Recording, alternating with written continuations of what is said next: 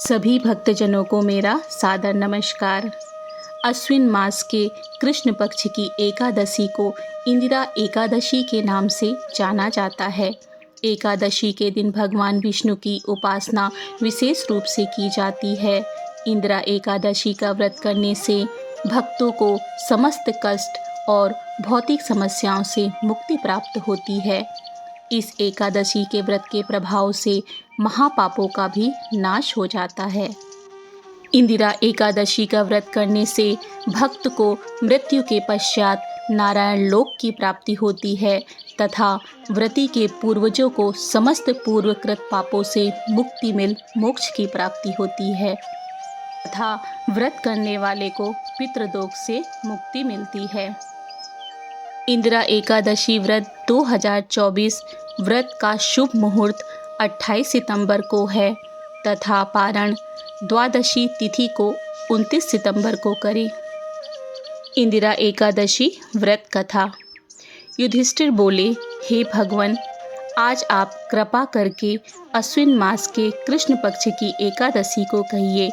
इस एकादशी का नाम क्या है तथा इस एकादशी के व्रत को करने से व्रती को किस फल की प्राप्ति होती है, यह सब सविस्तार बताइए।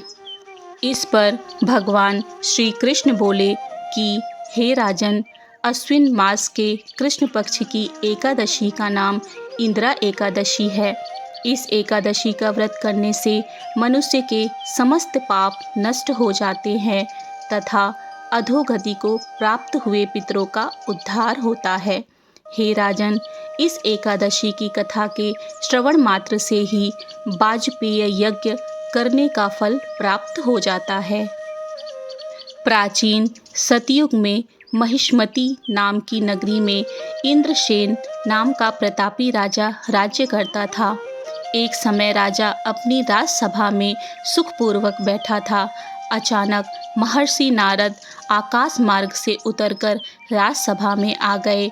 महर्षि नारद बोले, हे राजन, आपके राज्य में सब सकुशल है। मैं आपकी धर्मपरायणता और कर्तव्य निष्ठा को देखकर अत्यंत प्रसन्न हूँ। इस प्रकार नारद मुनि के वचन सुनकर राजा बोले, हे महर्षि, आपकी कृपा से मेरे राज्य में संपूर्ण प्रजा सकुशल है। इस पर नारद जी बोले, हे राजन, मुझे एक महान आश्चर्य हो रहा है कि एक समय जब मैं ब्रह्मलोक में यमलोक की यात्रा कर रहा था, तब उस स्थान पर मैंने यमराज की सभा के मध्य में तुम्हारे पिता को बैठे हुए देखा था। तुम्हारे पिता महान ज्ञानी, दानी तथा धर्मात्मा थे। वे एकादशी का व्रत खंडित हो जाने से यमलोक को चले गए। तुम्हारे पिता ने मेरे माध्यम से तुम्हारे लिए एक समाचार भेजा है कि यदि मेरा पुत्र इंद्रसेन अश्विन मास के कृष्ण पक्ष की इंदिरा एकादशी का व्रत करे और उस व्रत का फल मुझे प्रदान कर दे, तो मेरी तत्क्षण ही मुक्ति हो जाएगी और यमलोक को छोड़कर मैं स्वर्गलोक में निवास करूँगा। जब राजा ने महर्षि नारद से इस प्रकार के वाक्यों को सुना, उसे महत दुख हुआ और नारद जी से इंदिरा एकादशी व्रत की विधि पूछने लगा। राजा बोला, हे नारद, आप मुझे इस एकादशी के व्रत की विधि बताइए, जिससे कि मैं इस एकादशी का व्रत संपूर्ण फल अपने पिता को प्रदान कर सकूं, जिससे यमलोक से उनकी मुक्ति हो। इस पर नारद जी बोले कि हे राजन, अश्विन मास के कृष्ण पक्ष में 10वीं तिथि के दिन प्रातःकाल श्रद्धापूर्वक स्नानादि से निवृत्त हो भगवान का नाम का सुमिरन निरंतर करते हुए दोपहर को पुनः स्नान करना चाहिए। स्नान के पश्चात जल से बाहर आकर श्रद्धापूर्वक पितरों का श्राद्ध करें और एक समय भोजन करें तथा रात्रिकाल में पृथ्वी पर ही शयन करें। इससे दूसरे दिन अर्थात एकादशी के दिन प्रातःकाल स्नानादि से निवृत्त हों।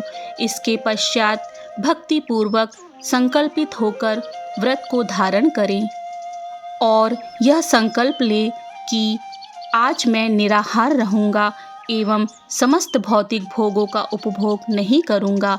इसके पश्चात अगले दिवस मैं भोजन करूँगा। हे भगवान, आप मेरी रक्षा करने वाले हैं, आप मेरे व्रत को सफल कीजिए। इस प्रकार प्रतिज्ञा करके दोपहर को भगवान शालिग्राम की प्रतिमा का भोग लगावें। भोजन में कुछ हिस्से को गौ को दे दें तथा कुछ विष्णु भगवान की धूप, दीप, नैवेद्य आदि अर्पण कर रात्रि में भगवान का नाम सुमिरन करते हुए जागरण करें। इसके उपरांत द्वादशी के दिन मौन होकर बंधु बांधवों सहित भोजन कर व्रत का पारण करें।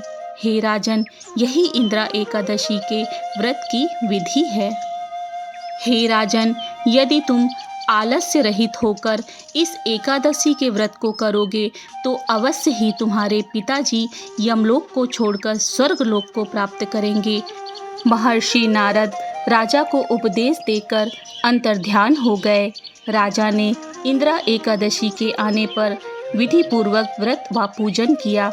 बंधु बांधव सहित इस व्रत को करने से आकाश से पुष्प वर्षा हुई और राजा का पिता यमलोक से गरुड़ पर स्वर्ग को गया। राजा इंद्रसेन भी एकादशी के व्रत के प्रभाव से इस लोक को सुख भोग कर अंत में स्वर्गलोक को गए। भगवान श्री कृष्ण कहने लगे, हे धर्मराज युधिष्ठिर, यह मैंने तुम्हारे समक्ष इंदिरा एकादशी का महत्व वर्णित किया है। इस कथा के पढ़ने व सुनने मात्र से ही समस्त पाप नष्ट हो जाते हैं और अंत में मनुष्य स्वर्गलोक में जाकर वास करता है। इस कथा का सार यह है कि मनुष्य को चाहिए कि वह जो भी संकल्प करे उसे तन मन धन अर्थात संपूर्ण इच्छा शक्ति से पूरा करे। किसी भी कार्य को करने के लिए किए गए संकल्प को छोड़ना उचित नहीं होता है। इस प्रकार मनुष्य के सभी पापों का नाश करने वाली इंदिरा एकादशी व्रत का महात्म्य संपूर्ण हुआ। जय हरि विष्णु, जय श्री कृष्ण।